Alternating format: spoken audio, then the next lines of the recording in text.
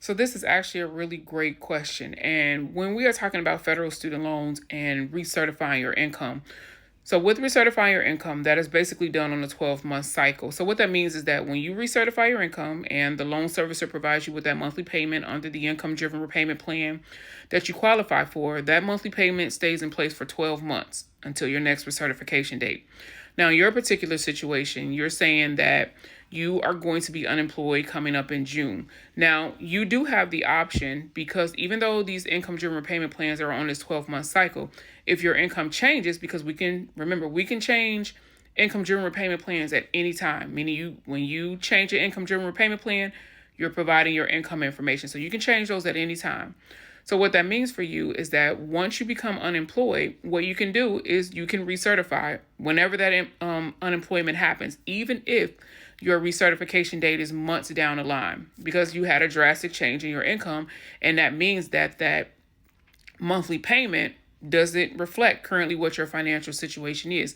So technically, yes, you can recertify early, so to speak, because we have a change in our income. Now, the other part of this is, let's say that your recertification date, like you're saying, you are going to, I guess you said you're going to go back to work in August. So you are off from June to August. You go back to work in August, but your recertification is for 12 months. What you can do, because you don't have to recertify, remember, that income verification, that cycle is a 12-month cycle.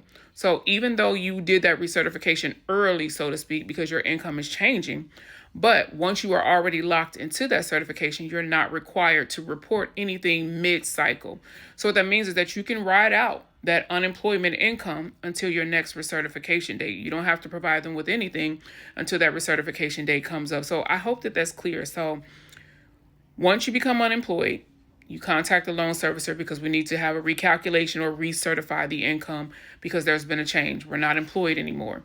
So you want to provide them with that unemployment amount. I think you said $500. I don't know what it was.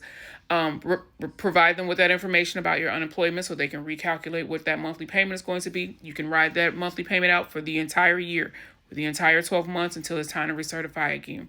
You don't have to provide them anything once you start working again. You don't have to provide them anything until that next recertification date. I hope that helps, and good luck with everything.